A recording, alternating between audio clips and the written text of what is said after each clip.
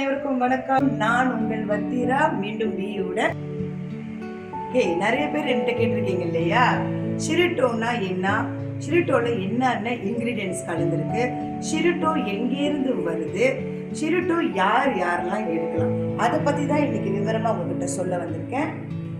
வாங்க வீடியோக்குள்ள போகலாம்.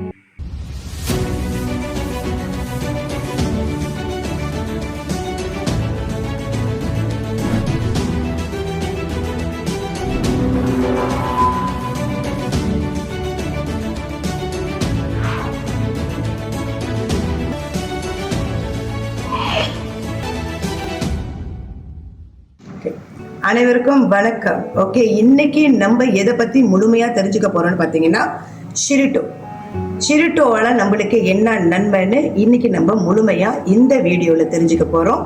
தொடர்ந்து இந்த வீடியோவை முழுமையா பாருங்க. ஷிரிட்டோ நம்மளுக்கு எங்க கிடைக்குதுன்னு பாத்தீங்கன்னா பிகி இன்டர்நேஷனல்ல கிடைக்குது. இந்த ஷிரிட்டோ எங்க செய்யப்பட்டதுன்னு பாத்தீங்கன்னா ஜப்பான் வச்ச பேரு தான் ஷிரிட்டோ. ஆனா இதை நம்ம தமிழ் அப்படியே மொழிபெயர்த்துனா இதனுடைய பெயர் கவசம்.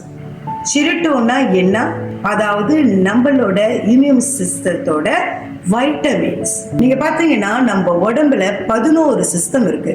இந்த 11 சிஸ்டத்திலையும் மக்ரோஃபேஜஸ் இருக்கு. மக்ரோஃபேஜஸ்னா யாரு?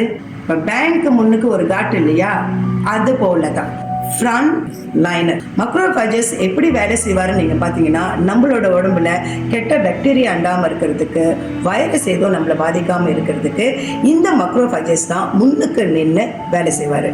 ஓகே, இந்த மக்ரோஃபேஜஸ் என்ன ஆகும் பார்த்தீங்கன்னா, நாளடைவில் நம்ம சரியான பயிற்சி இல்லாத காரணத்தினாலேயும், நம்மளுடைய சாப்பாடு முறைகள் காரணத்தினாலேயும், நல்ல தூக்கம் இல்லாத காரணத்தினாலேயும் இது அதனுடைய தன்மையை குறைச்சிடும். அதாவது ஆக்டிவாக இருக்காது. அதை ஆக்டிவ் பண்ணுற சாப்பாடு தான் இந்த ஷிரிட்டோல இருக்கிற IPPA1. IPPA1 அப்படின்னா என்னன்னு பார்த்தீங்கன்னா, இது கோதுமையை பதம் பண்ணி அதோட எண்ட் ப்ராடக்ட் தான் IPPA1.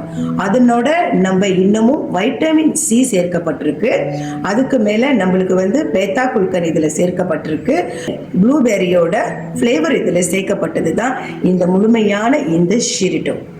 ஷிரிட்டோ எடுக்கிறதுனால நம்மளுக்கு என்ன நன்மைன்னு பார்த்தீங்கன்னா, அதாவது நம்மளுடைய நோய் எதிர்ப்பு சக்தியை அதிகரிக்கிறதா இருக்கட்டும், அந்த நோய் எதிர்ப்பு சக்தியை சமநிலையாக வச்சிருந்து நம்மளோட இறந்து போகிற செல்ஸ் எல்லாத்தையும் தட்டி பூஸ்ட் பண்ணி எழுப்புறவர் தான் இந்த ஷிரிட்டோ. யாரெல்லாம் இந்த ஷிரிட்டோ எடுக்கணும் அப்படின்னு பார்த்தீங்கன்னா, எல்லாருமே எடுக்கலாங்க.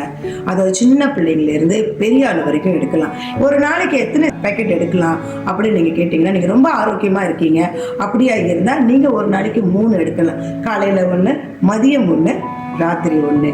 அப்படி உங்களுடைய உடல் உபாதையை பொறுத்து நீங்கள் ஏதாவது பாதிக்கப்பட்டிருந்தா 6 பேக்கெட், அதாவது காலையில் 2, மதியம் 2, ராத்திரி 2. நம்ம குணம் அடைஞ்சதுக்கு அப்புறம் இதை ஸ்டாப் பண்ணிடலாமா அப்படின்னு நீங்க கேட்டீங்கன்னா, அப்படி இல்லை.